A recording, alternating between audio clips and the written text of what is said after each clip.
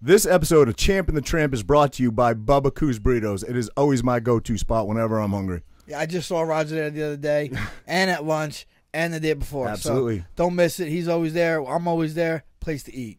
3 square meals a day. Real show, here we go. Real show, here we go. You know that it's gotta be that time, so this is what we chant. What keeps on getting them all amped in advance? Come on. You and I rocking out with Iron Man, F.E. You get the general's point of view on top of Roger's rants. We're never tapping out, we're putting the most minutes in. You already know what that's about, you know that winners win. Crush whatever's on task, check the podcast. It's the Champ and the Tramp, let the bomb blast.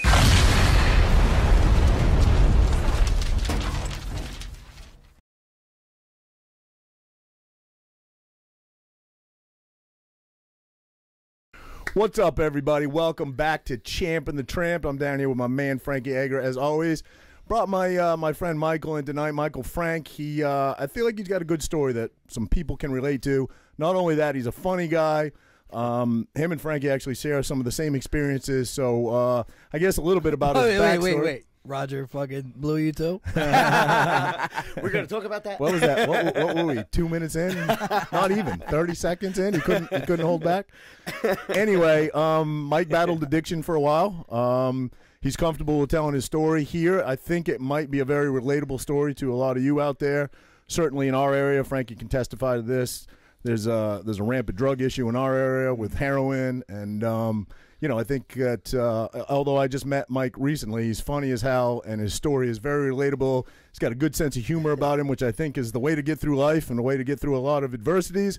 So he said he would come on and talk about it. So thanks for coming on, brother. No, thank you, bro. Appreciate it, bro. So I met you. Your girlfriend and my girlfriend are friends. They work together, and I met you recently, and bro, I was filming you telling the story about the Mexico thing. Can you? Yeah. Well, first of all, I guess give us a little of your backstory. You started dabbling in the club scene, I assume, and yeah. So when I was, I'm 36 now, but when I was younger, I did at that, clubs started out like that. I played baseball. Every Jersey guy did that at some point. Yeah. Yeah, I played baseball. I played in college, and I got hurt. It's like pretty much a story you hear all the time. It's not too unique when it comes to that part, but I got hurt. They put me on Percocets. And it's funny because back then, I'll never forget it. The doctor sat there in the room, and me and my mom were in there, and the doctor said, I'm going to prescribe these things. Pull that mic a little closer. Oh, sorry. No, you're good. He said, I'm going to prescribe these things. They were 10 milligram Percocets.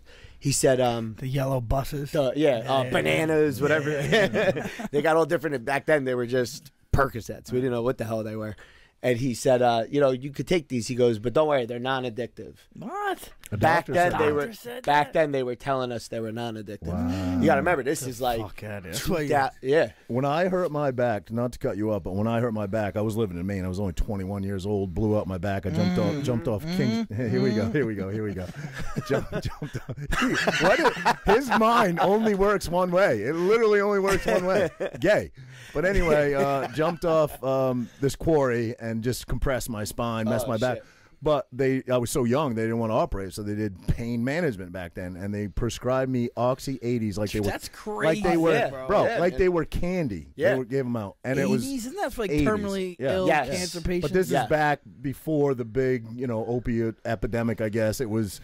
Who got sued? Pfizer got sued, right? Pfizer, I think, got sued. How do you sue? You can't sue. No, they were just starting to. I think Pfizer got sued. Anyway, I kind of cut you off, Mike. The point was, I relate to what you're saying because. Back in the day, doctors used to give those things out like Pez. They gave them to me. Yeah, multiple doctors. I remember. I was on them. I was on them so bad because I was in a lot of pain. They bind you up. I don't know what it is, what the property is, but I remember I went opium. I think like 11 days without shitting. Yeah. Like 11 days, bro. That ain't normal. You know. So anyway, go ahead. It's horrible. Yeah. And then when you go, you're like screaming for like it's a bad situation all the way around. But to just cut it off. Long story short, I would get clean, and then I would get some clean time. I would relapse. How would you get clean? Like on your own? So the first time, no, never. I could never do it on my own.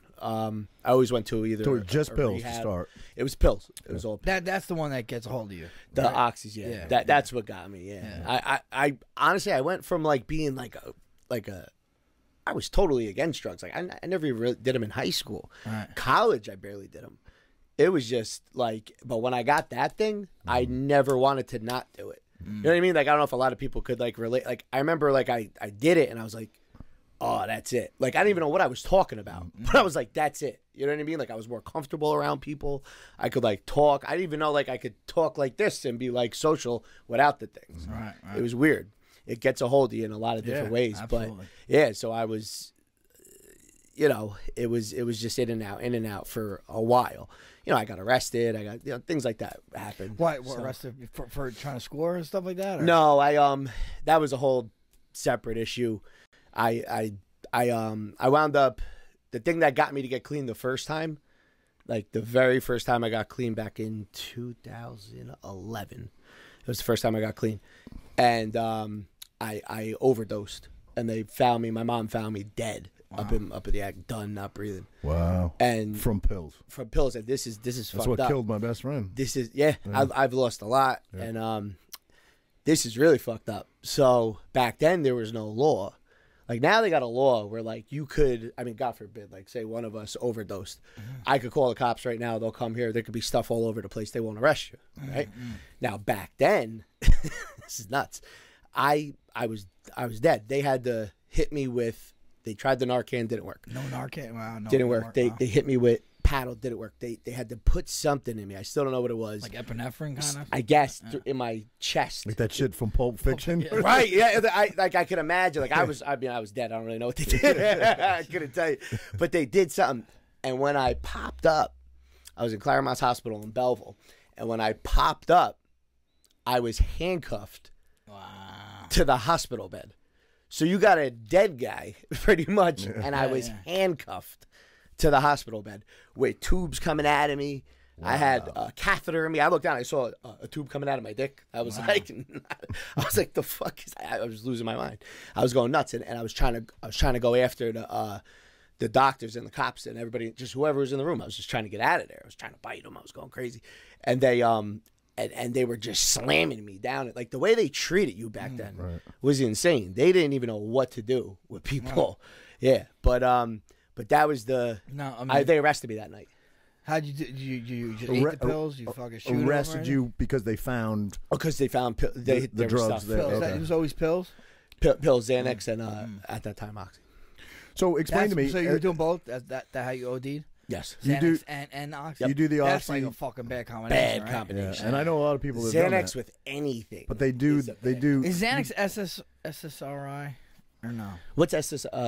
Like a psychoactive, a psychiatric drug. Pretty much, it's like a anxiety. Anxiety. But you do the oxys to get high, and then to go to sleep at night, you take the Xanax. Is that it? And then if you mix it together, down, right? Yeah, but what do you mean to bring you down? Oxys, you're down anyway. No, they do bring you down, but Xanax like knocks you the fuck out. It's like allows one of them you to feelings. sleep, right? Yeah, like if you have thoughts, like I would get thoughts, like whatever, and it would just shut them off. Like anything that like keeps you up at night, gone. So that's pretty much what that did. And the combo, I was done.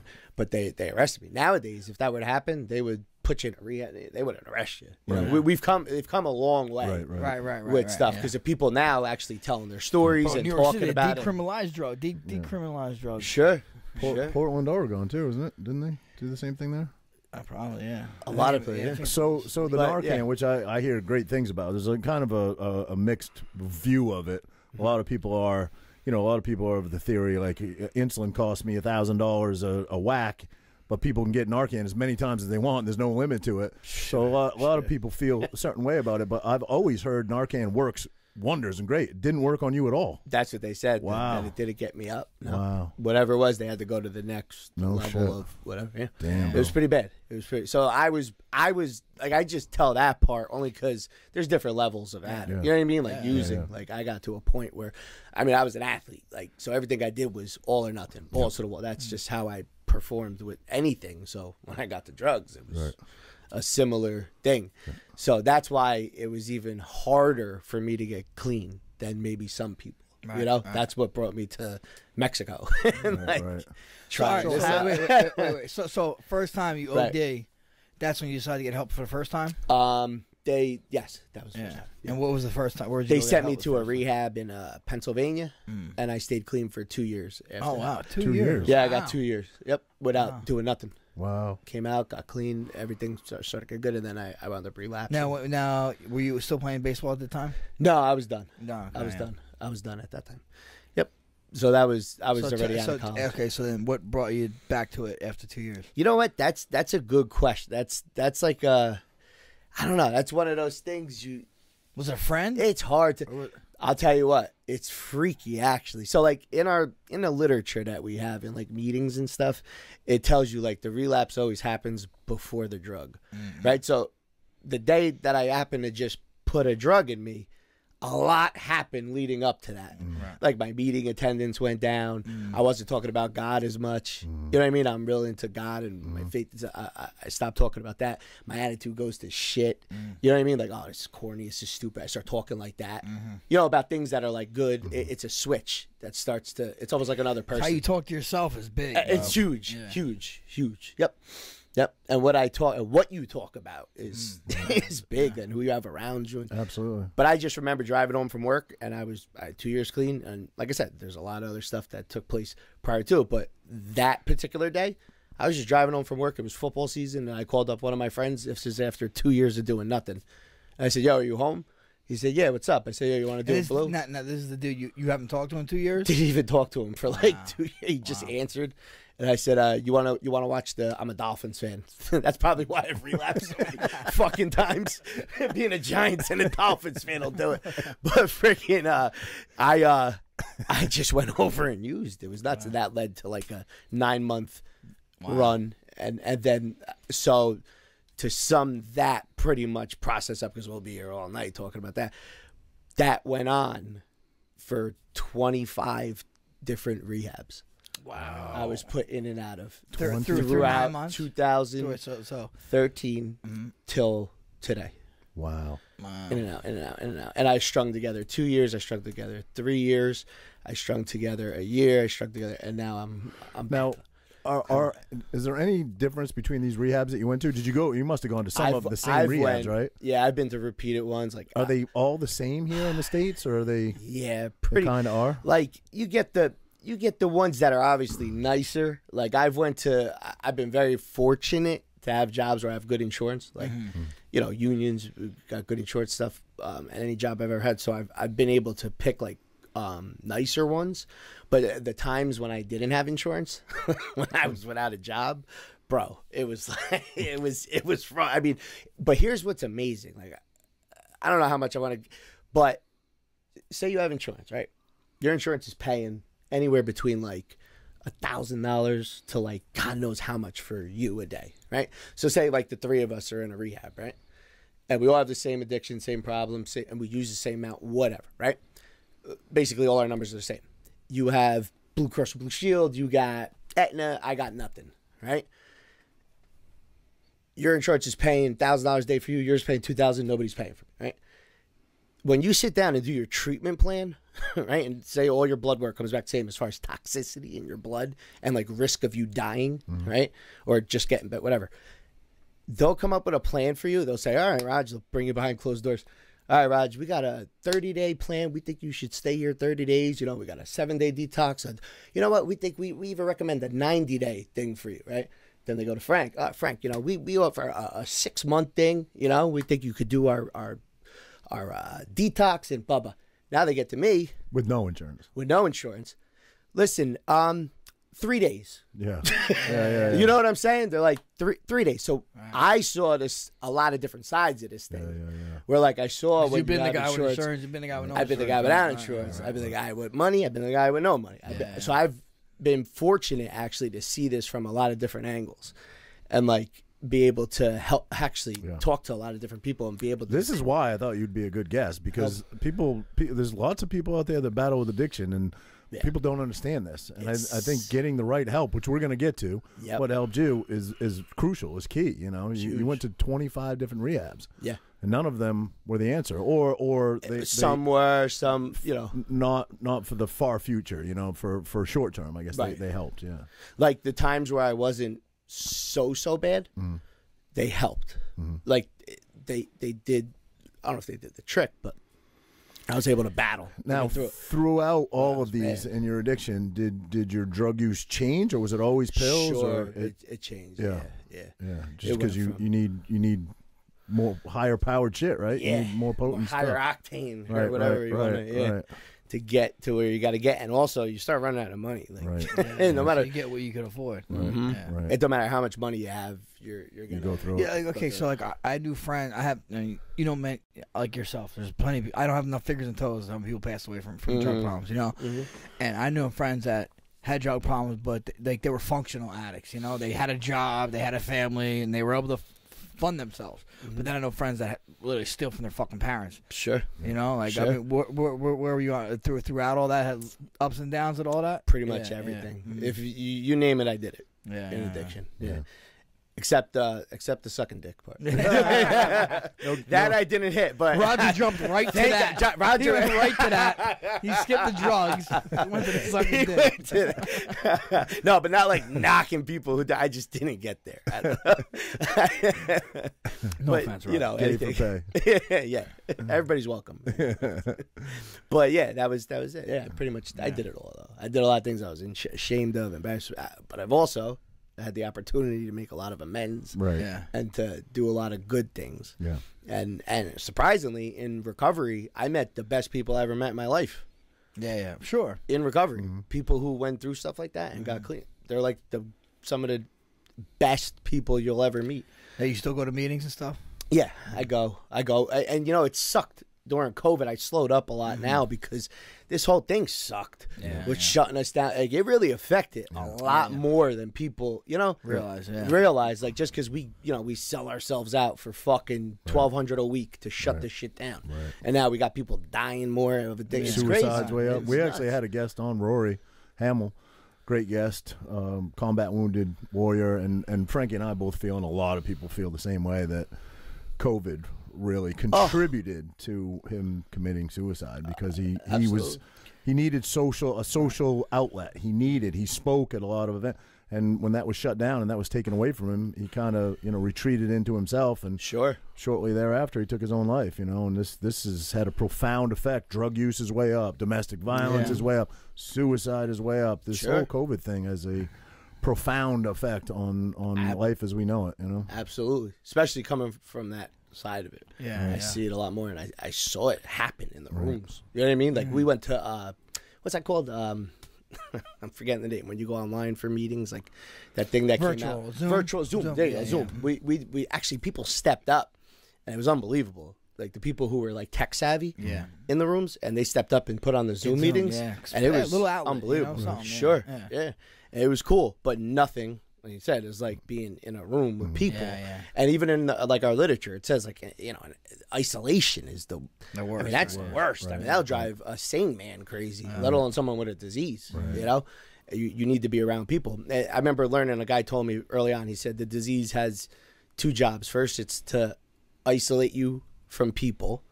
So now, right, you shut things down. You start doing it now. That's happening already. You're not even doing it on your own. He said the second job is to isolate you from God. And that's it. And then it's got you. Then it kills you. Kind of like what the government's doing. Yeah, Exactly. It's scary. It really is scary. For real. When you look at it, health it is not the main issue on the drawing board right now. If it was, so many things wouldn't be happening. They're not in there going, well, you know, addicts and stuff. They don't. You know. Question, typically, like you said, as you went on and got further in, your addiction went up. You needed, more powerful stuff to get you there. What I've heard a lot of times, and how ODs happen often, is that you get to a level, you need this much to get high, and then you go to a rehab or you get sober for a year, whatever. And then when you go back to it, you think you need that same amount to get you high, and your body hasn't had it in its system for a year. So your first dose back, I hear a lot of people overdose that way. That's a big way people do, because your body tends to pick up Right. where it left off. Tolerance, right? Your- Receptors, right? They Yeah. taught us, like, your brain, it's like a highway. You know what I mean? Like, and especially with opiates, it's tricky because opiates do that. What you just said, like, more than any other drug. So, like, now that, whereas, like, you need it, like you said, like this much, say like 10 milligram Percocet, now you need 10, 30 milligram to even function. Then you go to a spot where, like, you don't even want to do it anymore. I mean, I remember nights where I would cry like I would sit there and cry and hold these things in my hand and not want to do them. I didn't want to do them. I didn't want to get sick. Yeah, and I just didn't know what to do. Right. You know, I had we get like that. A friend of mine's brother passed away, but he said he would, I guess at either rehabs or methadone clinics and stuff, they would have like, don't get this dope. It's killing people. Yeah. He said the dope heads would try to get that dope. We would run for it. They'd be like, oh, that's the hot shit. No, he's telling the truth. Like if we heard it's sick, but anybody, if they were to call in or however you do it, right on this thing, they would agree with this. Yeah. When we heard about fentanyl, we were telling our dealers to give us the fentanyl. Like you just don't believe. It's incredibly concentrated, right? Like the it's crazy. Yeah, it comes out of China, most of it, doesn't it? 100 or 1,000 times stronger, something long. Something crazy. Yeah. And then it's like Russian roulette. Yeah. Which one's gonna take you out? Yeah. But well, that at least with the blues and stuff, you're getting something from a pharmaceutical company, right? I mean, yes. But then people are pressing their I own was just gonna say, pills. yeah. So we gotta watch. Yeah. And you'll know the difference. Really? Yeah. You get a press when you're like, it's just you're out. Like there's no like other feeling. Because it's more potent or less. More. Sometimes they'll have fentanyl in it. If it's got that fentanyl, man, you're going out. You're going out for the count. Wow. Yeah, but it's wild. But I've had a lot of good things happen though too. Yeah. So you ended up in Mexico. How does that happen? So because this when he tells this story, you fucking take a seat. You're gonna laugh your ass off. But so basically, I got there out of just desperation because did you research it or did someone I have a friend told you about it? I have a friend, my friend Eddie. He owns, or not owns, but like I don't know. He's partners. He runs the place out there. He's a big part of it out there. And he's from Jersey. Actually, he's from Jersey. Yeah, okay. He's from Jersey. Yeah, Nutley, Belleville, New Jersey. He's a recovering addict as well. He's a recovery too. He's got years clean, and he actually that's the way he got clean. Like he didn't get clean any other way. He just did that, got clean, and stayed clean. With that. So when he did that, I contacted him and my family because by then I was just what I was doing was I was going into a rehab. 3, maybe the 3rd day. I'll give it like the 2nd day. I was zooming out of there. Oh really? Yeah. Couldn't handle them just couldn't take it. They don't have enough. They call them comfort meds. Have anybody like subs and stuff? I mean, no. Subs are like those are just like subs, right? The other stuff they give you, they call them comfort meds, right? Oh, we have comfort meds. That's what they'll tell you. They don't do shit. They don't do a thing. I mean, maybe if you're not that bad, but like our system for dealing with addicts and like giving you meds to make it, it's just not there here. It's just you say you don't agree with getting. What about like Suboxone? Like you don't. It's still not good, right? I think essentially it's just less potent. Dope, what is the difference between Suboxone and methadone? So same thing. Suboxone and methadone. That's but doesn't methadone? One. I think. I don't know about subs. Methadone. I think you take it, and if you get high, it makes you super sick. Right. Like right. It's, no. That's the Suboxone. Suboxone. It had so Suboxone. I know people can function on methadone. They use it to go to work and stuff. Yes. There's actually one on 37. Even on subs. You can function on subs. Too, okay. Yeah. You can fully function. I don't disagree with it. I don't at all. If that helps you, take it, man. Do it. Yeah, but don't, I mean, like, I don't know, whatever. Like I said, I'm not in that situation, but don't you feel like you're just replacing one drug with another drug? So, I mean, you almost get the effect of it, right? You get the little can you overdose on So, Suboxone? No, not really. I never heard of it. I mean, I think if you're doing subs, you're supposed to take like half a pill, right, and then quarter of a pill. Like you wean yourself off. Supposedly. Yes. Yeah. There's a way to do them, but like Suboxone or Subutex, same. You can't get high on. You're not gonna get high. Right. I never did. I mean, maybe you could. Maybe like if you took take a bunch, right? If you never did an opiate, you never. You guys would probably get high. I mean, I don't know. I'm saying you're not Frankie deadly may have done a addicted few. to opiates. You know what I'm saying? I've been around the block. He's a dirty one. That's how you fought that one guy. He didn't feel nothing. So no, but that's. Like it's tricky. Like you're not gonna. I've never seen anybody on subs, like subs, do the things that you do on dope or oxy. Yeah, right. You know what I'm saying? It's a Like, better version. It It's really a way is. better, Yeah, for sure. like life. For It's sure, just, yeah. it just is. So like people who do that, But like, how is that? Is that sustainable?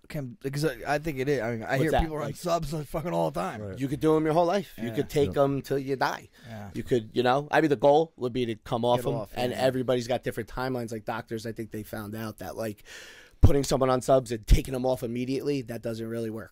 So everybody's wean got them off, right. right, You got to right, kind of right. come up with a plan, and but I don't at all disagree. But in with the treatment that they do in Mexico or wherever you want to do these things, plant medicine, call it. It's plant medicine. So they don't. There's no subs involved. They're trying to get you like clean. But it's a program, right? It's a what's that like? Like when you went to Mexico, it's Sure. It's Yeah, a give us the it's a rundown. Let's legit, go. it's a legit All right, so- program that you sign up for. Yes. How It's long, a rehab program. how long is it? What's the duration of time? you're Mine there was for? 2 weeks. 2 weeks. Okay. So it's pretty intense. So like in 2 weeks, you do DMT, right? You do ayahuasca, ibogaine, cambo, and rapé. Frankie, how many Rapé, yeah. Rapé, yeah. how many have yeah. you done out of that list? Did you All do them all? except Did you hit them all? ibogaine. I've never You never done did ibogaine? No, I've never done ibogaine. I will. I don't suggest that for anybody normal. Like, I'm not normal. I mean, now I bet you probably good candidate. This is kind of where You're one of us. I only met Mike once, but this is kind of where I came in. He was already there at Danielle's Shore House, and I kind of came in at this point, and he started telling this story, man, and that's when I said we got to have him on the show. But go ahead, bro. It's You want me to tell you? Yeah. So you go to Mexico. Yeah, You're solo by yourself. So I was with 6 other people, but like I never People met them before. you never met them before. I just went out there. But they were also trying to get off drugs. Everybody there, we were all going through the same program. Now, it was just about you guys are all addicted to the same drug. One girl was opiates, and I'll tell you what. I don't want to go off top, but just one of the hardest things I ever watched anybody try to get off, and this is a problem. Adderall. No. Alcohol. Antidepressants. Oh, yeah. That's SSRIs, holy right? shit. He looked. Is it SSRI? I think it's antidepressant. That's what it is. Xanax. Is that what you were antidepressant? saying? Xanax not an antidepressant. No. Okay. Antidepressant. I believe SSRI it's just or whatever. SSRIs. a benzo. Yeah. It's benzos. But That's why. But I heard when you're on benzos, you can't do ayahuasca and all that stuff. you got to be clean. You gotta take. You can't do any of these things. Cambo you could with stuff in your system Right, because right. it helps get it out. That's the thing I was taught with Gets Cambo. rid It's of like a impurities, cleanse. right? I don't know if Yeah. that's what they told you too. It drains your lymphatic system. Right. Yeah. Cleanses you. Yeah, Like, yeah. Totally Purge. Yeah, that's the nice way they Yeah, put it. yeah. And then you're like, oh, purge. You know what I mean? You hear words like that. You're like, oh, cool.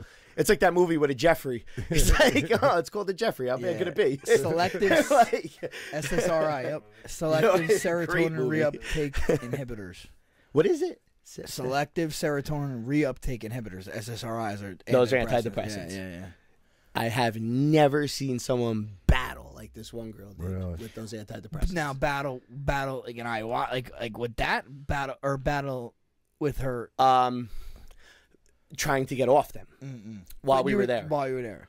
Yes. But she was clean. She had to be clean at that point, right? Yes, technically, yes. She, Like at least she a couple could days piss clean. Yeah, she pissed Yeah, clean, right? like she could pee and Right. So like what the But she cold was- sweats and the DDTs and all that she was experienced What's from. DDT? Oh, What does DDT stand for? I don't even know. I hear that term. DDT, Ted DiBiase. are you talking about it? Yeah, that's the first thing. Diamond down. No. Are you saying What was her symptoms? What was she experiencing? Oh, it was basically everything the cold sweats. Right. So you get that from an the antidepressant anxiety, too. Okay. You get all that. Times like she was suffering, man. Wow. So, all right, It's crazy antidepressants what they do to Yeah, you. If you try to get off those things, oh my god. he knows. Yeah. His nipples are lactating. Were they? Was it? That just makes up random shit. But I was like, holy shit. Give me that one. so you made a point. I didn't want to cut you Yeah, off yeah. earlier. Frankie was Sorry. right. I was on antidepressants for a little bit. Some powerful shit. But I just decided one day I was going to be done with it and cold turkeyed it. And I went through some weird shit emotionally for like a week or two. Like I would cry for no fucking reason. Sure. Like, you know, That was menopause, Raj. yeah. But you know, you spoke to that earlier, that coming off, you know, without weaning yourself off can be detrimental sometimes. And I didn't know that. I was just like, I'm done with the shit. I don't need it anymore. Sure. And when I went to my doctor, like, you know, the following month, and I was like, yeah, I just decided I don't, you know, you don't have to write me any more scripts. I'm done with it. Didn't really help me that much anyway. He's like, well, okay, would you wean yourself off? I was like, no. Just fucking stop taking it. And he's like, that's not good. You shouldn't do that. Doctor's probably like, oh, Too late. But you know what? Like you said something before, like what you tell yourself is so. Yeah. I never realized that until I went through addiction. Like, because it's funny. Like someone like you goes in there, it's almost like oblivion is. Right. I wish I didn't know. Right. Like, I remember not withdrawal until someone told me about withdrawal. Man. It was crazy. Like what your mind will Are do. withdrawals like when you're is bad? You said they're Oh bad. yeah, they're bad. Man, Oh, they're bad. They're bad. I don't wish it on my worst enemy. Yeah. I wouldn't. Bro. It's bad. It's bad. Yeah. But now, like how many? I mean, I don't know if you want to share this, but how many blues were you taking a day at one point? like the worst I ever was. Yeah. The worst. It was up there. It was like 20. Yeah, A day. 20 a day. Wow. 20, yeah. 20 a day. Because that's like I know people that are in your shoes. And, That was you to know, function after a while. Yeah. right, to function. At that point, you're not even getting high. You're No, Now, just, could you get up and go to work on those when you were at your worst? Yeah, You could. sure. You could function. Like I said, I know plenty of people that could do that. It's I crazy. bet you there's people in your life where like Oh, You don't I'm even sure. doing know. 10 Yeah. a day. Oh yeah. You don't even know it. Yeah. And they're like presidents of company and they're doing their thing. And 100%. you know what I'm saying? Like, They say Silicon Valley, which is all geniuses. Everybody out there is on Sure. on Adderall. Everybody. oh, Coke and Adderall in certain industries are like, it's almost like on the resume. So, all right. So let's go So, back to yeah, Mexico. go ahead, Now, yeah. What's the protocol? Is Okay. you go there? Where are you staying in a hotel? Or are you Yeah. like in a fucking tent? They put you to. You know what I'm saying? I don't know. No, You but don't- it's you funny never because know. it could be. Yeah. So okay, now there are different types. Where of in these Mexico? places. If you could share, Rosarito. Rosarito. Yeah, Rosarito. Was I in Rosarito? Yeah, Rosarito. Yeah, Rosarito. Now there are different types of places like this, so you got to be careful. So if people are looking to go to one, they could contact. I mean, if they contact you guys after the show, How would could somebody? You have social media? Could somebody, if they wanted to I reach actually have out? TikTok. I don't have any TikTok? social What's your- media. what's That's your- why I have a what's your girlfriend. TikTok? I have no social What's your media. TikTok handle? It's Mook. Mook? Yeah, everybody calls me Mook. Yeah, Danielle told me to call you that. Yeah, there's people who don't Every even know my Mike's, real I name. know a lot of Mike's calling. Every Mook. Italian has some kind of name. And it's funny because like I grew up, I'm like, oh, Mook's a cool name. I found out in Italian it's like a jerk off. I'm like, yeah, that sucks. No, but it meant good stuff. But Mook MF20. Mook motherfucker 20. Yeah, All right. Mook MF20. Yeah. Yep. That's my TikTok. I don't even know. I use TikTok, but I don't really. Look. Can you DM on there? If You someone- could. You can. Okay. You can message Okay, people out okay. there. But even if So if they, anybody's like, interested and wants to get some more details, or hit us up on Champ and a Tramp, and we'll relay it. We'll yeah, do it, absolutely, Yeah. we'll help you out. I'll get you guys and because let me tell you something. You could fuck up. Like you could go to a place in Mexico and it's fucked. Like especially with this type of stuff. Yeah. I know places where you'll do ibogaine and you just shit yourself for days. You are paralyzed in a bed, and if they don't do it right or they don't, Okay. Yeah. I'll give you the protocol. Yeah, Okay, yeah, here's the yeah, protocol. yeah. Protocol is you diet. You're on a diet for No pork. plant based. Oh, plant-based. It's pretty much like a plant based diet. Yeah, no, When you no first pork. get there, this is yeah. Pork's like the big enemy of these I things. know, Like, I know. really. Yeah. oh my god, I was scared to even look at it when they explained what could happen when you're under For the ayahuasca. spell for Yeah, ayahuasca. yeah. Oh yeah, definitely with ayahuasca. And they just kind of preached it the whole way through. Like they were just like, no pork, no pork. Like, you know. No, my wife had me following some diet and shit. I'm so like fucking depleted. Right? 'Cause I barely ate anything. There's nothing. Can never eat anything. And I show up. And I did my shit in like Whiting, which is like out West Jersey. You know. Oh, you did it here? Yeah, I did it here. Yeah, you're lucky. And this dude's fucking eating Burger King. I'm like, what the fuck? This guy's eating Burger King. Oh, he's done. Well, guess what? The shaman. He wasn't the eating shaman. meat? He was the shaman. Oh, One of God. the people. There was like 15 people. All right. And yo, this So dude's Chris Lagoy blowing was eating chunks. Burger This dude's blowing chunks. Oh, yeah. So bad, right away. I'm like, that That's the motherfucker. worst thing you could do, especially like fast food here. I can't even imagine if I did. Like I was eating fucking. Why is that though? Like, what is the reason for that? you have to be? Your body's totally gonna purge what it has pure. in it anyway, so you Yeah. might as well be depleted, I guess, right? You just got to be pure going into these plants. Like there's a whole like I guess spiritual Spiritual side part to of it. it. They even say like you should be when you do ayahuasca, you need to do it on the land that the ayahuasca was found. Right. You're supposed to be doing it in the Amazon, technically. Yeah, And you were in Whiting. I was in Whiting. Listen, if I ever did, that's actually Shout out to funny Whiting. as hell. if I ever did it in the jungle, I don't know if I'd come back. I swear, be I done. swear to God, I'd be done. it was the fucking jungle at that moment. All right? When you're in there. We heard a bunch your of coyotes. senses get super we heightened, heard, right? No, listen, we're like doing the prayer and shit. We had a shaman too. Yeah, I did, yeah. Dude was wearing a fucking Yankees cap and shit. Yo, your shaman they got was like this some guy outside. They got this guy off the bus, bro. Yeah, They yeah, picked him up off the fucking bus. His name was But he Shaman. but he was like definitely from like Peru or some shit. But Americanized like Mo. He had a fucking limp. I thought this dude was gonna fall into the fire, you know, right? But yeah, it was. But while we're doing it, we heard coyotes must have got a kill. So you hear like, arr, arr, arr, arr. Yeah, Holy, man. and then we heard owl. Woo, woo. I'm like, what the fuck, bro? We're like in it, you know. It's wild, yeah, bro. It's wild. But your all your senses are super heightened, right? So your hearing is like more. I don't know about Which all part's that. this? Was this Cambo or ayahuasca? This is ayahuasca. Oh, yeah. ayahuasca's a different animal. Yeah. Yeah, you Now- definitely heard some shit. Yeah. That was- I did, you know. I went through a lot of shit. in You've done it all, bro. ayahuasca. Yeah. Ayahuasca was fucked up. Did you But do like- the three drinks of ayahuasca? I made it to the second cup. Okay. I don't think I hit the third. I threw up on the second one. I just threw up this black stuff. It was just like this black, and then all of a sudden, I was gone. Really? I was gone. That's a whole different story. It's like I was in a. I remember like being That like, was this that the don't first. work. I know. I keep fucking you up. No, was that yeah. the first thing you did in the protocol? No. So the first thing in the protocol was okay. So I was okay. So when you show get up there, there. okay, boom, you show up. You're totally ripped. I was annihilated because like I did every drug I could find before I went. Oh, okay. So, So oh, you're still bro, fucked on the up. airplane, I was hallucinating on the airplane. From the drugs. From drugs. Yeah, yeah. They just threw me in an airplane. Oh yeah, get on the plane. They didn't even bring. I'm on the airplane, bro. I stood over some dude. I thought he was talking about my niece. Okay, I'm on an airplane. I don't know how the guy didn't shoot me in the neck with the one of them fucking blow darts, whatever they do, the marshals. I stood over some kid, right, over him, right, and I just leaned over and went, "What'd you say about my niece?" And he just. I remember the kid was like this, playing. You know, he's got his hoodie on. You know, like young kids. He looked up at me. He's like, "What?" I was like, "Did you just say you're gonna hit my niece with a bat?" This kid never said that. He looked at me. He went, "No." I was like, "Bro, get up right now." And I started going crazy on the plane, threatening people. I was hearing things. See, I thought the whole plane Wait, was what against year me. was this? Because I feel like if you did that now, they'd This land was- the plane immediately. This was like 2 years ago. Really? Bro, they. But I guess at some point, What was it like Mexican Air? I had no. It was like They didn't care? fucking. It was like content. I don't even remember the airline, but they were really good about it. Like, I guess Wow. at one point I said like. In my fucking illusions, I was like, "Oh, I'm going to Mexico to get clean. I'm gonna be," so and maybe people they- were like, "Okay." Yeah. They were like, but it was just a nightmare, bro. From the beginning. So like when you get there, So you're still high when you got there? it's a kite. Yeah.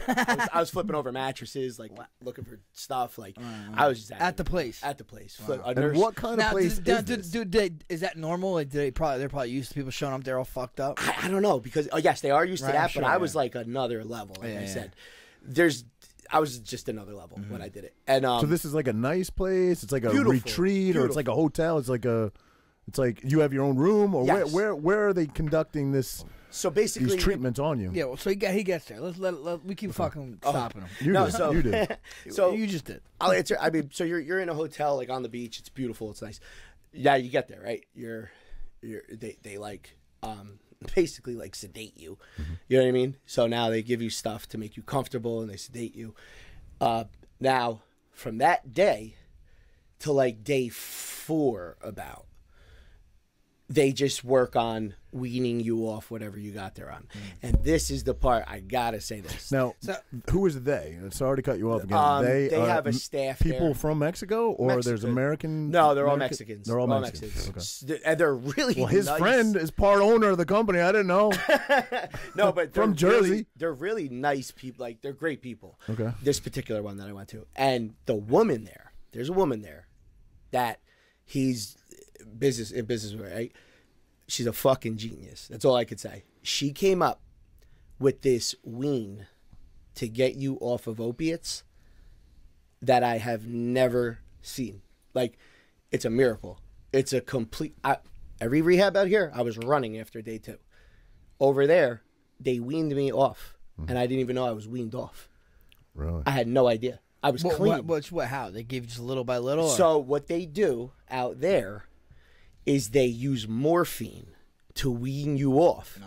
They'll never do that here. No. They use morphine to wean you off, but there's a science behind it. The dosage and everybody's different. Like you're on 3 blues a day, I'm on 20, right? There's going to be a different kind that goes by body weight, and everything she does is specific to each patient, which is unbelievable. Here it's just cattle, right?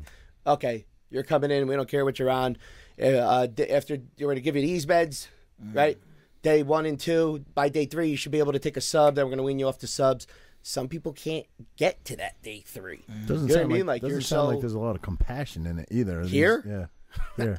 The people, I don't want to get it twisted, like the people are definitely compassionate. The people like in these businesses who go into business, they're good people. A lot of them are.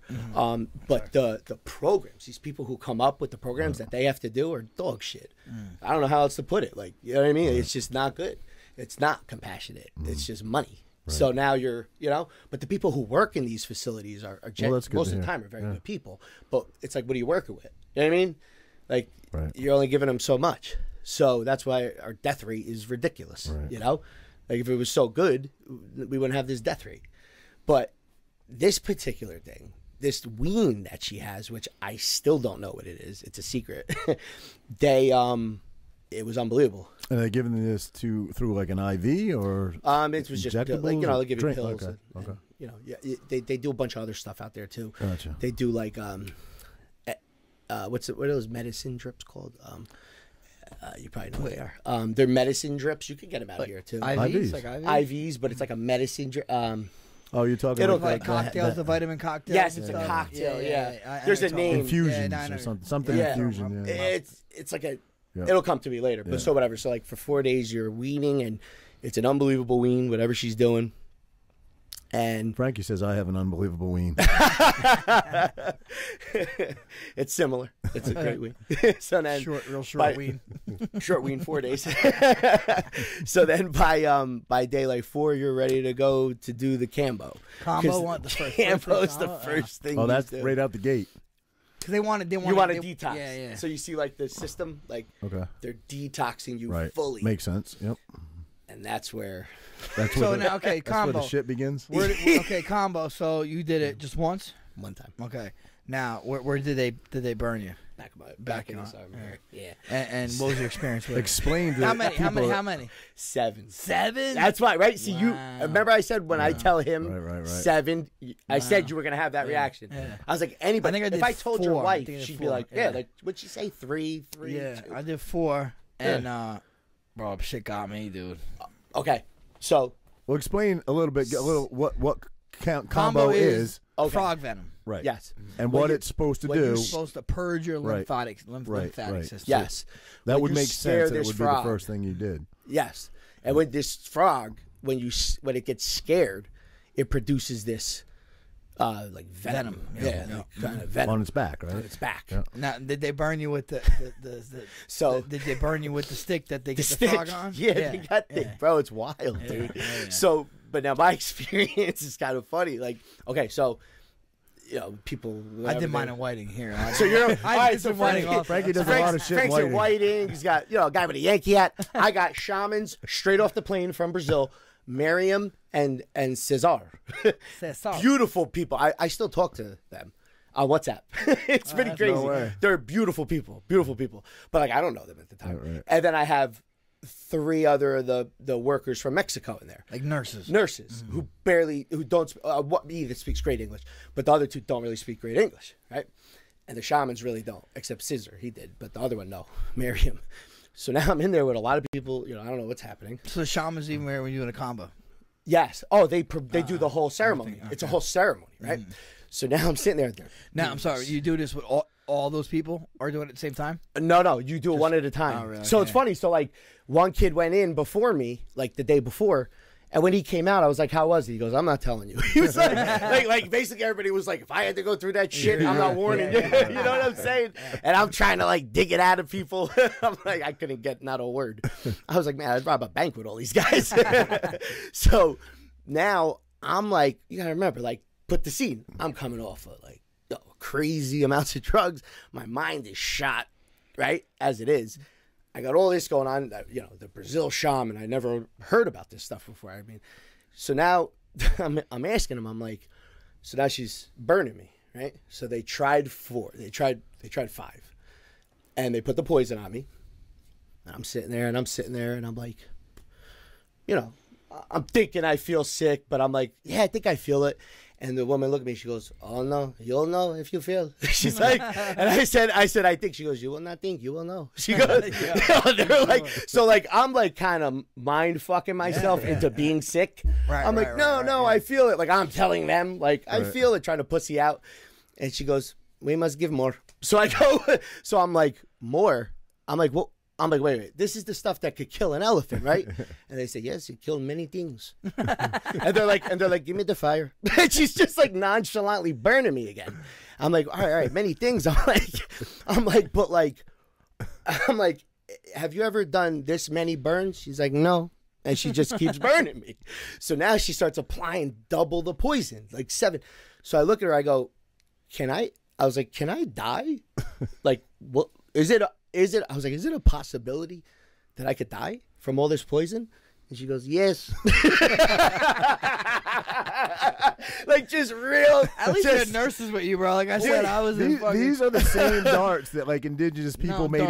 No darts. No, I'm sorry. Like, these are the same frogs that indigenous people made darts out of to shoot, like, monkeys and shit, right? I don't know about that. I don't know, but, like, this stuff is strong. Like, I mean... I'm reading the night before, and it's like it could kill buffaloes with one fucking elephants and snakes. That was good, you didn't. So now, so picture that. You're reading all this. You could kill anacondas with one. And she's like, yes. Like, just putting it on me. So I'm like, oh, my God. So I go, so I said, I'm like, oh. So now I'm sitting there, and I start feeling a little hot. And I was like, is it happening?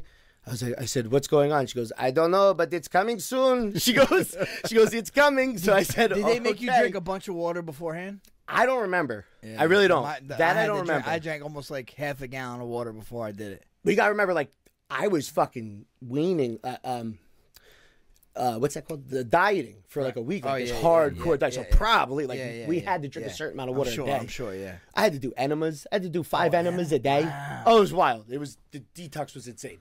Wow. So now, all of a sudden, I start getting real hot. And I'm like, holy shit, right? I'm like, okay.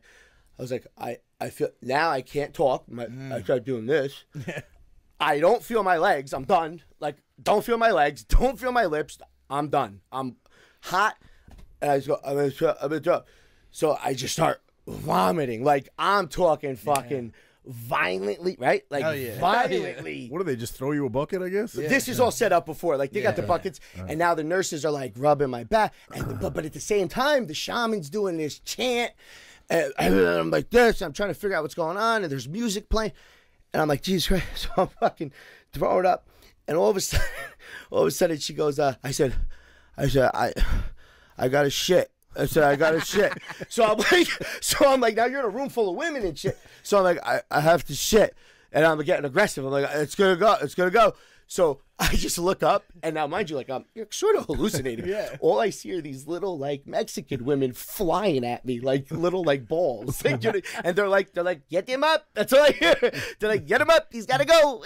So they lift me by my arms, and I'm just like, and now they start bringing me to the bathroom. I must have looked crazy. So I'm like, just going into the bathroom. I'm throwing up as I'm going there. I can't move. They go to sit me on the toilet, and they go to take my pants down. And I stop the nurse. I stop her. I go, hold on. I said, one thing. She goes, what? She goes, what is the matter? I said, it's normally not that small. You know, guys, like, you start going through something, you're not at your best. So she's like, so she pulls my pants out and she goes, nope, everything good. She goes, I was like, thank you. And I sit down on the thing and I'm like, I'm fucking shitting and puking. I'm like, this is terrible. So now, finally, I'm like, it's wearing off and I kind of come to, but I still can't bed like this. So I look at her and I said, what's happening to me? I'm like, just tell me what's happening to me. She goes, I cannot tell you. And I said, why not? She goes, I cannot say. I said, why? She goes, okay, fine. I tell you. She goes, but you cannot say anything. I said, okay. I was like, well, what is it? She goes, you, sir, are turning into a frog. She goes, like she was fucking with me. So I was like, what? And she goes, nah, just kidding. She goes, it'll be over soon. She goes, finish up. And then she left. She goes, are you okay? But they really like watch you through the whole thing. Yeah. They sit with you, but like, and then afterwards it was funny. So the woman goes, when I got done, the woman goes, it's unbelievable. She goes, he puke, he shit, he cannot feel his legs, and he's worried about his penis. I was like, it's an Italian thing. Yeah. So very prideful. The first time I heard Frankie's combo story, he said, you know, he's like, I got a picture of it, and he's digging through his phone. He's like, I swear, bro, I turned into a frog. You got to send these pictures to Andrew, and you got to show Mike, because I swear to God, I've known this guy 23 years, and it does not even fucking look like him. It literally does not look like him. Remember when we were looks like a different human being. When we were at the barbecue, I was like, I want to see this picture. Oh, bro, you got to look at it. it. My face is hanging off my head. Bro, that's what I. Bro, look you at look that like shit. how I felt. Dude, you look like a frog. Bro, right? How crazy is that? But you look like a demon, right? Your eyes are black. Bro, like, I went there. Like I said, this is something. There's no you gotta nurses. put that up. There's no nurses. No none of that. And but my throat started closing. You know what I mean? Yes, it felt like I don't know if it really was, but like you said, like with the whole like my lips. Oh, talking like this. I don't know why I didn't bug out. Thank God I didn't bug out. But I should have had a fucking EpiPen with me. Right? Because you feel. Yeah. But whatever. Don't worry. Honestly, though, it didn't do. I don't think it did anything for me. I didn't feel nothing for it. Now let me ask you this. Now you're a fighter. I was like, well, now they told me. Now I went home. I go home. I do everything. I go home clean, and I'm feeling good. I'm back in the gym. And I'm just like throwing weight around, like throwing it around. And I asked my boy. I'm like, I'm telling him like, what's going on? He goes, oh, dude. He said the Cambo. I said, what do you mean? He goes, one of the effects. He said. Of the Cambo is that you have like this superhuman strength for like 2 months, and he said a lot of fighters do it. I don't know. Is that something you've heard of? No. I did hear that they said fighters. I mean, I heard Tyson did it. And I don't know about that. I don't know. I mean, I honestly, I did it when I tore my biceps, so I literally wasn't working out. You know what I mean? Gotcha. So I wouldn't really know, but I know that someone told me that there's also like some acid you can put in your eyes. Drop. My wife did it. Another thing from the jungle, from like the Amazon. Really? Supposedly they put that stuff in their eyes. Supposedly makes them clear, and they do the combo before hunts, so it makes them fucking like more zeroed in. Right? Yeah, that's what. So you heard something similar. Yeah. Now you did it with Renee. Wanted to do it because of Lyme's disease. Lyme's, right? Yeah. So then she did it first. I was with her. Oh, I thought you did it together. Okay. She didn't throw up at all. She did quite a few. Amazing. Nothing. And she's like, I feel. She turned red. I feel a little flush, I feel it. I'm like, oh fuck, I'll do this. I did. I don't know if like they did it on my back, close to my heart. I don't know if it was because it's close to my heart and it wasn't like down the arm or something like that. But dude, that guy, I was throwing up like blah, like crazy, blah, like intense. Right? Yeah, it was like. What was your reasoning to do it? I mean, obviously his was addiction. I'm just Renee down to fucking push the envelope, baby. I'm down to push the envelope. I'm wondering if maybe you didn't feel like I did because you're like fighters are just. I'm telling you right now, I will never do it. After these stories, I have no desire to turn into a frog. Especially, I mean, listen, maybe if I had your experience and I was battling addiction, maybe because there's an end game there. But Frankie, just to fucking do it. But you know what's crazy? I don't know if it that. had something to do with that. But like, so, cause you're literally, your face is swollen for like a day after. I don't know how yours was. Mine was literally swollen for like a day after. My lips were. Yeah, like swollen. Like, and then day 3, I got down to pretty much normal. But then like 2 weeks after, for some reason, I got these crazy like chapped eyes. Really? Like it was like, dude, it looked like like brush burn. I had like brush burns all around my eyes. Like what the fuck? I looked rough for like a month. Really? I don't know what that was from. Maybe it really was like. Yeah, I don't know if it's from that or some animalistic thing. So all right, so there was combo was the first go, right? Sure, yeah. Then what was that? Did you think about like after that experience alone? I'm sure you had to be thinking like, "Fuck, I don't want to do this." Did they give you the protocol? Did they say, "Okay, after combo, you're going to do this, and then you're going to do ayahuasca. Yes. So you knew. I knew what I was going into. Okay. I knew what okay, like, I knew what I was going into, like, logically. Like, I know the words, Cambo, I know what I'm reading online. Right. I didn't know what the fuck I was going into, like, you know, really what I was getting myself into. You know what I'm saying? Like, yeah, as far as, like... Yeah, you don't know. You think. You don't know. Right. Dude, just like, You know. Yeah. But, you don't know until you do it. Yeah. Right? You're Something not- like that.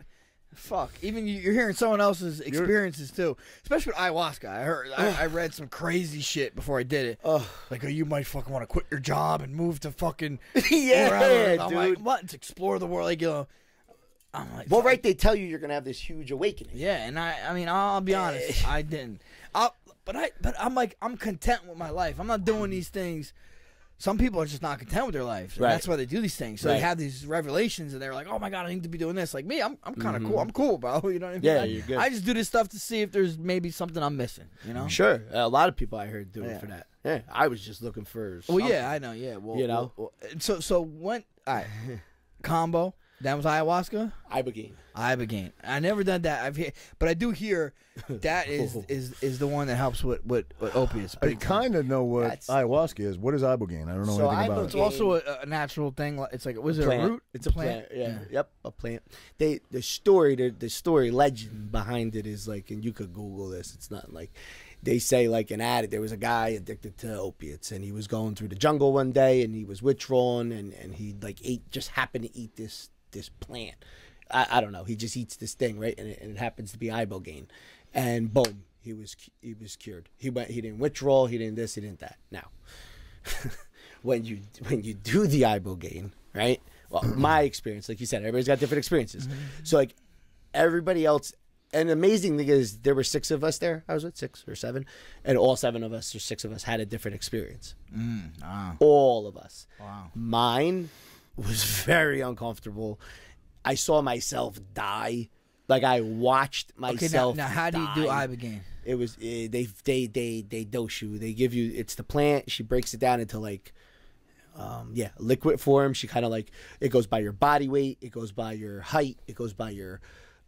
This is how she does it. By your how much like you used, what you use. She, like I said, this woman is just a G. Like she puts so much time into this. That's why it's very important where you go if you are going to do these things. Well, I also think that it's very important to be honest. If you want the right Oh, dosage yeah. for treatment, you don't want to say. No, you don't want to lie.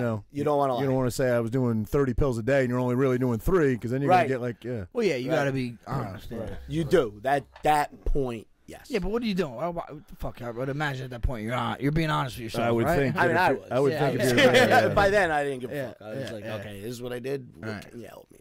You know, it was like total surrender. So when you did the ibogaine, you did it at nighttime or you remember? You know what? It was during the day because they have a cardiologist come in.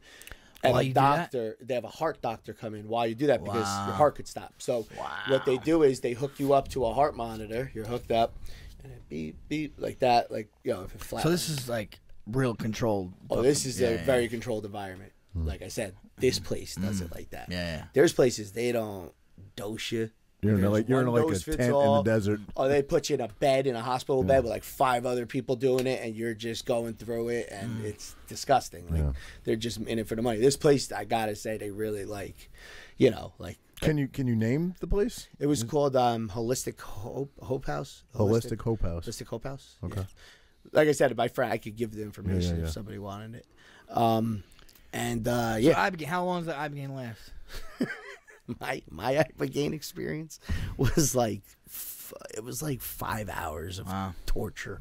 It was just 5 hours Torture? pure torture, and then it was just another. After it wears off, like I said, this was my experience. Some people have wonderful experiences. I guess mine wasn't. I'm not a psychedelic guy, right? Like drugs I did weren't like psychedelics. If you're into that, I'm sure you'll love it. Right. This was just torture, and then. So you're it was getting another- visuals through this whole process. Really? I mean, I was seeing things like it was unbelievable. Like I said, I watched myself die. I watched Like from above, Like- from above, like kind so of that particular part. I was in the bed, right, and everybody was in the room. All the nurses. All of a sudden, they all ran in, and I felt like this heat, right, from my feet go up, and I feel this like hot going up my body. I'm like, what's going on? And I see all the nurses that I was there with praying around the bed. But it was real as day, like as we're sitting here right now. They're So all you're praying. looking from above. Oh no, I'm in the bed. Oh, you're in I'm the like, bed. this is happening to me. Oh, wow. Like I feel myself dying. Yeah, So I'm like, and I feel this hot, doing this. So I'm looking and I said, what's going on? What's going on? And the woman there was like, oh my God, I never lost one before. We got to just pray. It was scary. And then the cardiologist is over me, just looking at me, almost like following the heat. As I just felt this heat. All of a sudden, I said, "What's going?" And I felt it go here, and I felt the top of my head just go, pff, like I felt like this feeling, right? Now this is weird. So that happens, right? Now I die.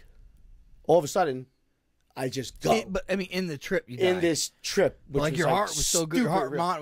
was still Sure, still I going. was still going. I was good. Yeah. And now all of a sudden, I just took off, and I'm like, okay, now I go to heaven. I was like, okay, I go to I was like I accepted it. I was like, okay, I go to heaven now. I see God, but then there was nothing. It was just like I was in this casket, and it did something weird. It put a check mark, and it went boom, and it shot me into this thing. Bro, it was trippy. Really? And then I saw my funeral. I went, and now I'm up above watching my funeral. Saw myself in the casket, and I looked terrible. It was like this pale, it looked horrible. And then whatever. Then all of a sudden they wake me up, and but this was crazy. So when I got up, I was like, I'm alive. And I said, did I die? And they said, no. They said, but did you feel hot? I said, yeah. I said, I was real hot. They said, did you feel it from your toes to your head? Wow. And I said, yeah. They said, you had a red rash that started at your feet, went up your legs, up here. We lifted your shirt, watched it go. Your whole stomach turned red. Your chest turned red. Your face turned red. And then it just went away. Wow. That's wild. Is that normal? Did they say it's normal? They said they haven't seen that. But they said watching yourself die happens a lot during an ibogaine trip. Because when I got up, I was real happy I was alive. You know what I mean? Sure. So maybe that was that whole experience lasted how long? Hours. Yeah. It was 5-6 hours of trip. And then the come down is just another. It's all day. It's 12 hours. But when you come down, are you it's like you came down off drugs, or you just come down? You're in the bed. You're just shaking, and I'm I don't know what's real. I don't know what's not real. I'm still getting visuals. I kept seeing one of the nurses on the ledge in the bedroom, this little Spanish nurse, on the ledge. It was freaky. I'm just seeing weird shit, and it was. It's 12 hours, then you're finally normal. Then you come back and you're just normal. You're it's not are you at this point? Are you fuck? I still got 2 things to go. Yeah, man.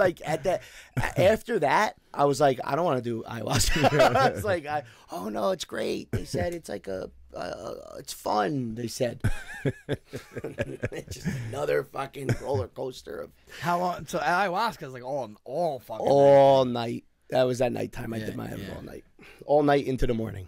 And did you have any visions then or anything? Yeah, tons.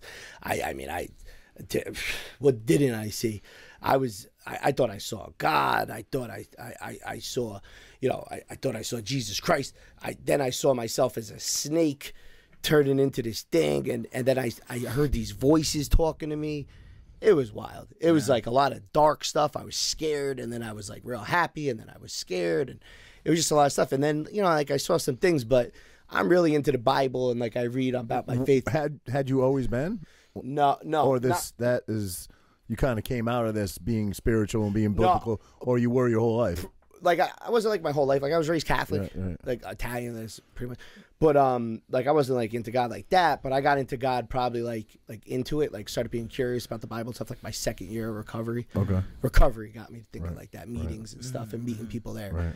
So by the time I did this, I already knew a lot of stuff in the Bible. So it's kind of tricky when it get to that part. Because in the Bible it says you'll never be under the influence and have an experience. You ever hear the theory with Moses and the burning bush that he was high and all this stuff? That was ayahuasca. That's what they say, right? It was an acacia plant, right? And then you got all these, there's all these stories. I heard one about the Last Supper.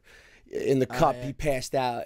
They said it was something like a trippy plant. But if you read the Bible, it says it like clear as day. You will not have an experience being under the influence of anything. You're not going to see God like that. It's going to be something else making you think it's God. That's what the Bible says. So I don't know if you get into that stuff, but like you read that kind of stuff, that's where you start. I don't know what happened now. You know what I mean? But did all in all, did all this stuff like help me get clean? Absolutely. I was. You did after ayahuasca, you do DMT? I did the DMT. Jesus. I did the DMT. Like DMT the toad, was like easy, the though, toad, man. or the regular. Like, I suppose there's two different kinds. Like, you heard about the toad ever? Maybe talk about it, maybe. I think there's like DMT, and there's like DMT something else, and I know like Tyson done the toad. I've done DMT, but I've never got. I don't know. I've never heard like DMT. What did Kanye do? What one did he do? He did. I don't know. He might have done the toad. Maybe too. it was the toad. But I've done DMT, but I never got got there. What'd you feel on the DMT? Nah, just a little bit. I've Shapes. seen like the shapes, so I never got all the way in because I hear people talk. Because DMT is essentially ayahuasca, right? Ayahuasca. They DMT, say, same right? thing. It's a but similar DMT, derivative. like ayahuasca, is the long game. It's like a fucking 12-hour trip, right? All night. DMT is only 15, 20 minutes, and it's like fucking those 12 hours in the 15, 20 minutes. It fucking bangs It over could. the head, right? That's what I hear. My experience with DMT, it was real chill. Like So I wonder if you got to I don't that think level. I hit it with the DMT, like what you're saying. Like Yeah. what he's saying, like I've heard stories where people hear this voice telling them what to you know, do. they, with the anaconda, that's supposedly a similar thing with DMT and ayahuasca. Like Really? jungle animals are supposed Oh, to be right. very like normal to see. Yeah, or you become like you Yeah. feel like you're one of them. Like Right, it's right. wild. Like, but the DMT, I guess like during it, like the one weird thing, like I saw like not real visual, but like I heard this like certain chant and there's certain like I kept seeing these like maybe it looked like jungle people sitting in Indian style, right? And they were sitting Indian style and like dancing. And like I would go in and out of that, and then I would see shapes and colors, and then boom, I would see these people in the jungle, almost look like you ever see like Ace Ventura, the guy who's like, like it looked like those guys for real, like looked like those guys, like dark black and like sitting Indian style, like warriors almost. And I see them sitting Indian style and doing this like thing, boom, then it goes to shapes and colors. So I tell them I saw that. Turns out when they're coming up with the root for ibogaine, or you could look this up. I'm probably wrong, but one of the roots, either the plant ibogaine or ayahuasca, whatever it is, one of the plants, they sit Indian style in the jungle, and they dance and they chant mantras into the plants, spiritual stuff. Before they dig it up. Before they do it, they do all this stuff, and I saw that. Wow. It's pretty wild. So that was pretty. It might have been going on right then that minute, like somewhere in the jungle, and I saw it. Yeah. Who knows? Like that's the weird stuff that pretty cool. Like you know, but like DMT, You're tapping into parts of your brain that you don't normally tap into. You know, No. we only use less than 10% of our brain or something like Yeah. that. I'd probably use less. Probably. go. Yeah, but yeah, it was DMT was the hape was cool as hell. Yeah, hape is tobacco. Rape was cool. Yeah. I had the shaman blowing it up my nose. Yeah. You ever had snuff? You ever do snuff as a kid? No, What but I was know what snuff? it is. I heard know what it about is. Snuff is the same shit. It goes up your nose. You never did it as a kid? No. Snuff is hape. Tobacco, basically. Yeah, it's just tobacco. It was pretty cool. Hape was cool. Rape. I don't know. The guy told us it's called the hape. I think that is the name. Because, wonder why? Because it's probably Brazilian, and the R's, they pronounce H. Yes, and it's funny because it's. I was texting a friend from home, and I was like, "Bro, tomorrow I'm doing rape, and it's spelled RAPE." And he goes, "What?" I was like, "Bro, tomorrow I'm doing rape with a Brazilian shaman." You're raping. I mean, yeah. He goes, "What?" He goes, "You're raping." He's like, "Bro, read what you're writing." He goes, "You're gonna rape a Brazilian." I was like, "No." I was like, "There's apostrophe over the." So how did it all end? After you did your last, you're there for 2 DMT weeks. or whatever, was the last thing, and then. So that was it. It was, the Are there any like? They don't just pat you on the back and say, get on the plane. I mean, how do Are there, you... like, Yeah. do you have any like NA type situation where you're speaking in front of other people, and do you do that while you're there? I've While you're at this retreat. Oh no. This was all just getting yourself better, like for you. You know what I'm saying? Like it was just for you. Yeah. Did you know at the end of this 2 weeks, did you know like this was different? I think that I'll be good now. You think you did the trick? It did the trick. I mean, yeah, it helped. And how long have you been clean now? I'll tell you, over a year now. It's over. When did I leave there?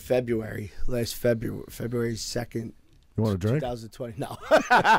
Right before fucking all shit went to hell. So what's crazy is I came back, and this shit was going on. Yeah. I was like, I'm good already. timing. Good timing to be, imagine being fucking addicted to drugs right now. Oh my God. You know what I mean? Especially during the pandemic. Like that would just intensify. Like we were talking about before. Drug overdoses are fucking through the roof. Through the roof. Know? So you did it at the right time. And what was funny was like, I was single at the time, right? So like, so prior to that, I'm just like doing drugs. I'm not really talking to anybody. Now I go away. Now I come back and I'm feeling good. I'm like, I want to date again. I can't wait. Nobody wants to look at each other. Nobody wants to touch each other. I don't even know what's happening. Right. And then I met me and Erica, actually my girlfriend now. We were friends since we were like younger, like 19. I've known her, and then we started dating like a little bit after. Now we're together, But like I don't. It was just like crazy. Like I came home and like nobody wants to touch you, looking at anybody. I didn't understand. I didn't even know what the fuck was happening, bro.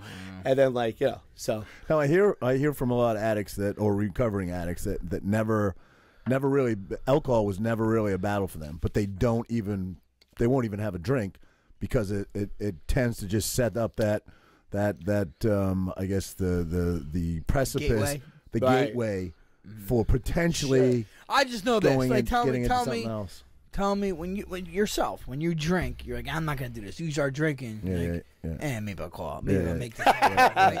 It does. It pushes you along. You know what? I feel pretty good. It lowers your guard. Know what make me feel a little better? Yep. Right? You tend to do more things. This is my theory. You don't have the same inhibitions. Yeah, but this 100%. This is my theory though about like there's some people that just can't do drugs like that recreationally. Sure. They just get fucking like they get fucking bought in and they just can't stop it. But then there's some people that can just dip and dabble. There are. But then there's also some people that think they can dip and dabble, and then they end up fucking all hooked on shit. And the process of that is different for everybody. Yeah. Right? Well, yeah, it could be something good that makes you go down that road, or it could be something bad that makes you go down that road. Balance is a struggle with addict. Like even with me, balance something I work on every day. Yeah. Balance. So you still work on this shit every day? You have to, right? Yeah. And work the meetings life. help. The meetings help. Meetings are. So like 100%. I said, I have a bunch of friends that do this, and meetings help them a lot. Yeah. And having a good, if you are in a relationship, having someone who really understands that you're an addict. It's a different life. Right. My girlfriend's great. Yeah. She's the best. Now, how are you? I mean, we're having drinks. I mean, how is that around? No, that does nothing. I mean, if you were blowing blues, I'd probably be that's what you do. You used to blow. You used to blow the blues. I used to be like, these are for blowing. I was like, I used to get mad when people ate them. I was like, what are you doing? I was like, they're fucking made to sniff. Watch this. It was just a warped fucking mentality. But yeah, I mean, it sounds like God and spirituality has also helped you stay on course, man, and that's good to see in today's day and age. I think, I really do think we're in a time where it's sort of good versus evil now, and absolutely. And I think if you have the Lord in your life, you're probably on the right side of history. I got nothing. I got nothing without God. Yeah. I thank God every morning I get up. I say, God, thank you for waking me up this morning. Thank you for waking me up without the obsession news and help me be able to do something for somebody today. Yeah.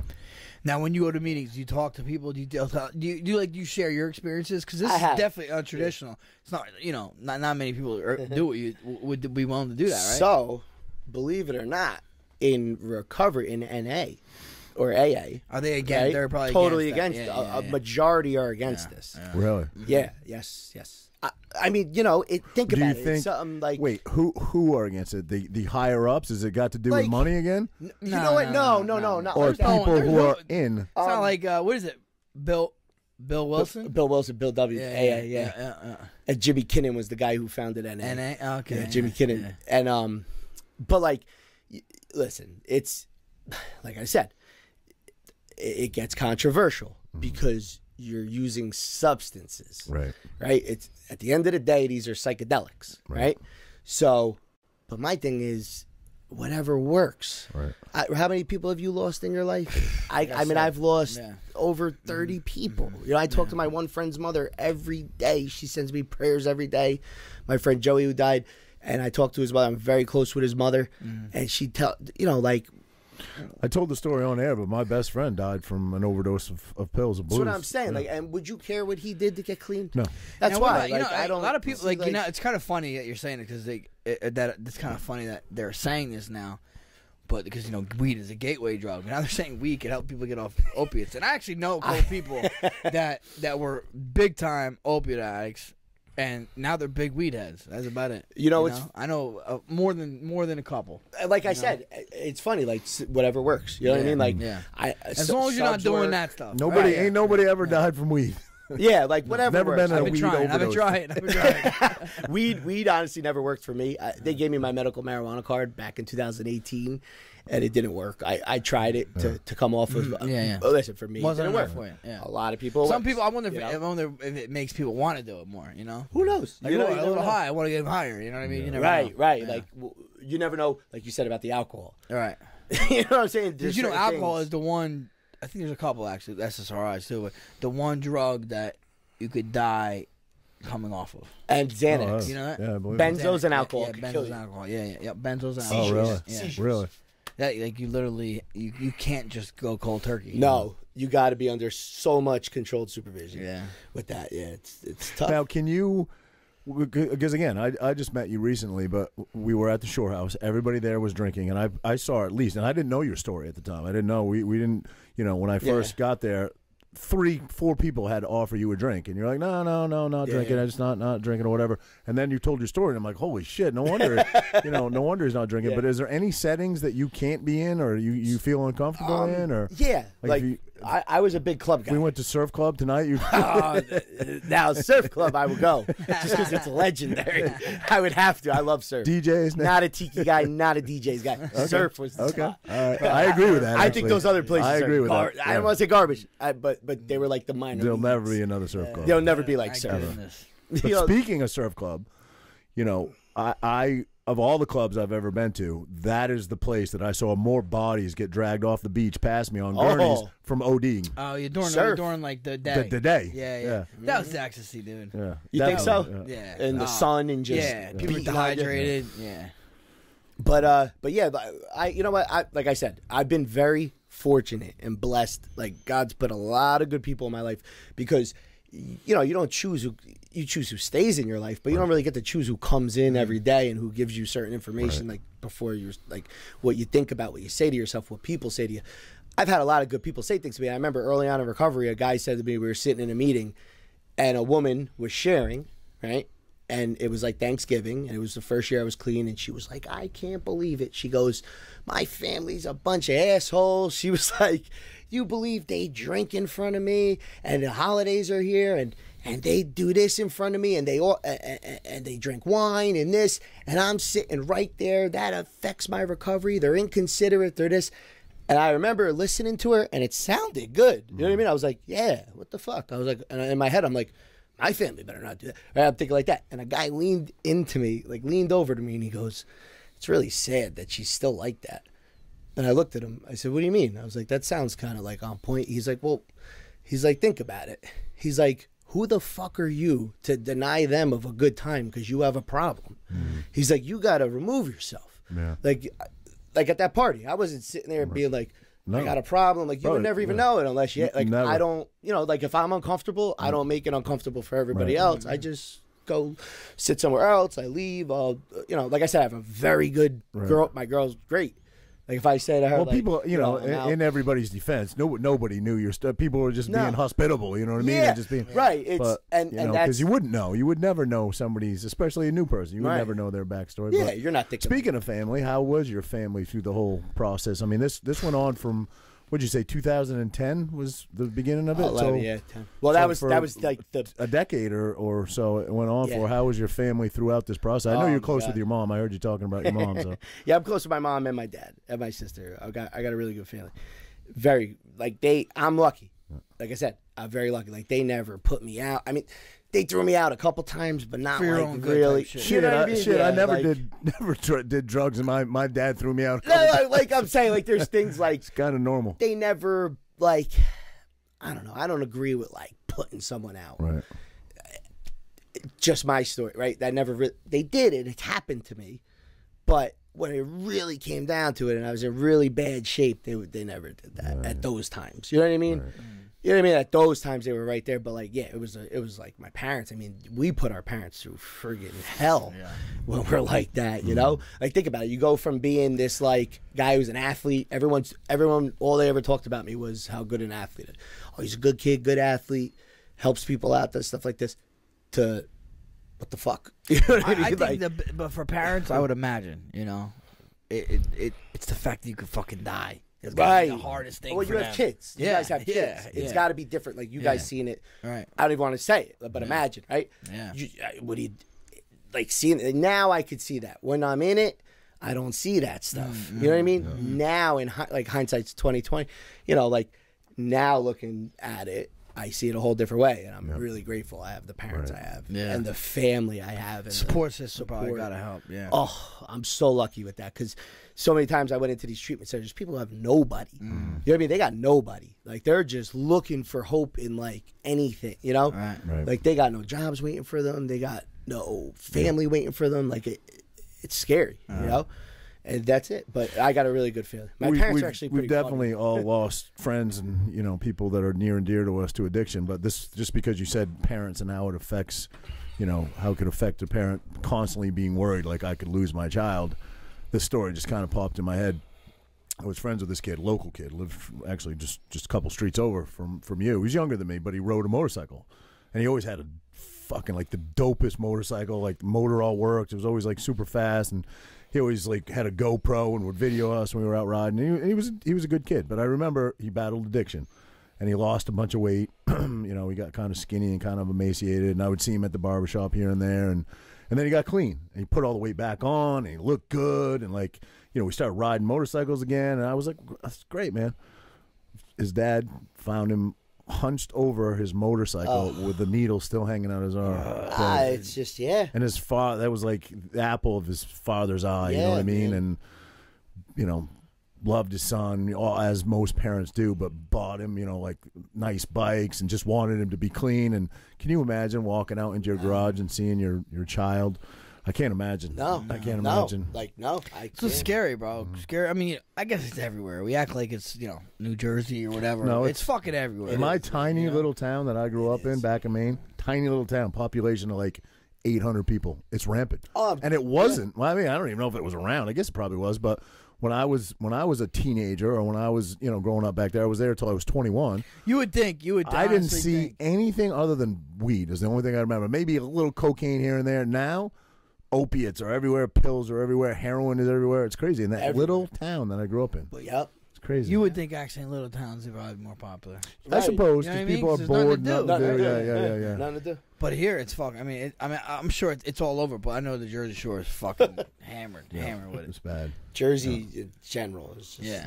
it's like a breeding ground for this stuff, you know. Right. We have access to everything. Yeah. You know, like I love living in Jersey. You know what I mean? I love being Something from New about Jersey. it. There's definitely something about it. You know what I mean? You got 10 minutes from New York. You're before New York was a freaking true. shit show. You know what I'm saying? But like, you know, you got everything. Hoboken, you got the Jersey Shore, you got whatever you want to do. We have access to everything. Yeah. And it could be a blessing or a curse. But I wouldn't want to grow up anywhere else. No. I love Jersey. I love being from here. You know?